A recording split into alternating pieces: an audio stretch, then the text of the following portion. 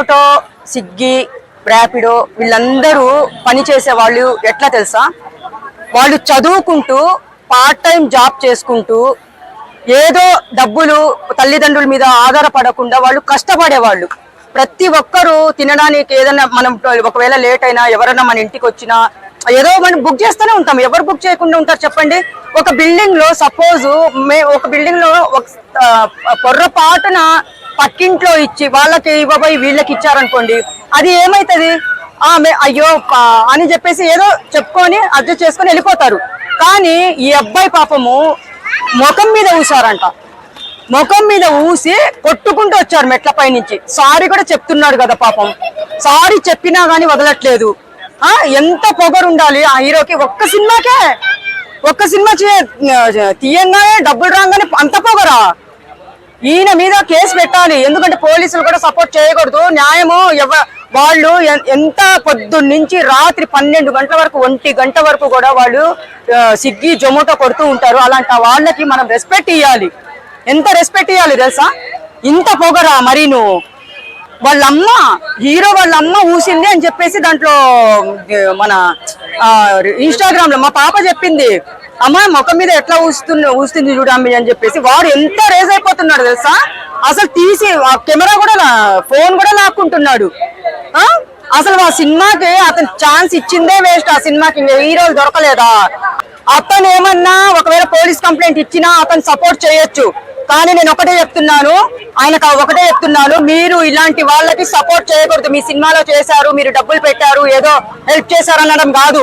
అక్కడ కష్టపడే వాళ్ళకి హెల్ప్ చేయాలి. అన్యాయం జరిగిన వాళ్ళకి హెల్ప్ చేయాలి. పోలీసులకు కూడా నేను ఒకటే మాట అంటున్నాను, మీరు ఆ కేసు పెట్టినా కానీ వెంటనే తీసుకోవాలి. జొమాటో వాళ్ళకి, స్విగ్గీ వాళ్ళందరూ కలిసి ఆ హీరో మీద కంప్లైంట్ పెట్టాలి అంతే. ఇంకొకసారి ఇలా జరగకూడదు.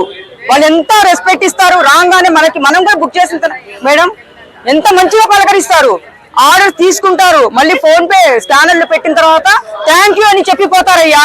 అలాంటి వాళ్ళ మీద ముఖం మీద ఊస్తున్నారే, సిగ్గు లేదు ఆ కుటుంబంకి? ఆ హీరోకి సిగ్గు లేదా? చెప్తున్నా నేను. హీరో అయితే తొక్కలో ఎన్నో సినిమాలు తీశారు మన హీరోలు, ఎంత మంచిగా ఉన్నారు. ఒక్క సినిమాకి ఇంత పొగరు చూపించాడంటే వాడు రెండో సినిమా స్టార్ట్ అయింది కదా, ఆ సినిమా ఎవ్వరు ఆడనివ్వకండి, అట్టర్ ఫ్లాప్ అవ్వాలని చెప్తున్నా నేను. అదేంటి రాజ్యం ఏది లేదు కాదా, రాణిలాగా చూసుకుంటానని చెప్పేసి ఇలాంటి వాళ్ళకి కాదు ఆ పాట పెట్టాల్సింది. మంచి మనసున్న అబ్బాయిలకి పెడితే అది సెట్ అవుతుంది. ఇలాంటి అందరినీ మీద పడి కొట్టే వాళ్ళకి పెడితే సెట్ కాదు. అది ఈయన పెట్టేది ఏం పెట్టాలంటే రక్త చరిత్రలు లాగా పెట్టాలి. ఈయనకి అంత కొట్టుకుంటూ వస్తున్నారు, ఎంత పాపము. నేను సారీ చెప్పాను కదన్నా, వదిలేయండి అని చెప్పినా కానీ అక్కడ వదలట్లా. వాళ్ళు అంత దరిద్రంగా తయారయ్యాడు వాడు. ఇప్పుడు వాళ్ళు ఉదయం లేచిన కాడి నుంచి ఇప్పుడు మీకు కూడా తెలుసు వాళ్ళు ఎంత కష్టపడుతున్నారంటే, రోజు పనిచేసే వాళ్ళంటే ఎంత ఉదయం నుంచి సాయంత్రం వరకు కష్టపడి వస్తుంటారు. ఈయనేంటి సినిమా తీశాడు, ఇంట్లో కూర్చున్నాడు, ఏసీలో పడుకున్నాడు. తర్వాత నీది తప్పు, అక్కడ ఏం తప్పు లేకున్నా కానీ కొట్టడము అన్యాయము. అక్కడ తప్పే లేదు అబ్బాయిది. లేనప్పుడు అక్కడ ఏం జరిగింది, కారణం ఏంటి? అసలు కారణం ఏం లేకుండా మీరు ముఖం మీద ఉయ్యడము, కొట్టడం అని తప్పు. కానీ చదువుకున్న వాళ్ళు కూడా ర్యాపిడోలు కొడుతున్నారు. ఇప్పుడు నేను ర్యాపిడో బుక్ చేసుకుంటా, వాళ్ళు ఎంత రెస్పెక్ట్ ఇస్తారు? మేడం జాగ్రత్త కూర్చోండి అని ఎంత రెస్పెక్ట్ ఇస్తారు? ఎవరన్నా కొంచెమన్నా ఇది ఎదవేషాలు ఎవరు వేయరయ్యా. వాళ్ళ ప్యాకెట్ మనీ కోసం, వాళ్ళు డబ్బుల కోసం, వాళ్ళ ఖర్చుల కోసము వాళ్ళ తల్లిదండ్రులకి ఒక్క రూపాయి అడగకూడదు. నా చదువుకి నేనే సంపాదించుకున్న విధంగా వాళ్ళు సంపాదించుకుంటుంటే ఈ రోజు ఇలాంటి ఎదవలు ఎవరు? రాజు వెర్స్ రాంబాయిలో ఉన్నారు కదా హీరో, అలాంటి వెదవలు ఏమన్నా అనుకోని నేను బరాబర్ తిడతా, నా ఇష్టం. ఎందుకంటే కష్టపడే వాళ్ళ మీదికి ఎవరైనా పోయినారు అంటే నాకు నచ్చదు.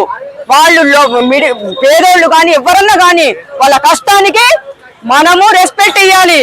అది తెలుసుకొని ఫస్ట్ మాట్లాడాలి. అలా సారీ చెప్పినా వదలకుంటే మనిషి పుట్టాడా వాడు? క్షమించండి అంటే క్షమాభిక్ష పెట్టాలి అక్కడ.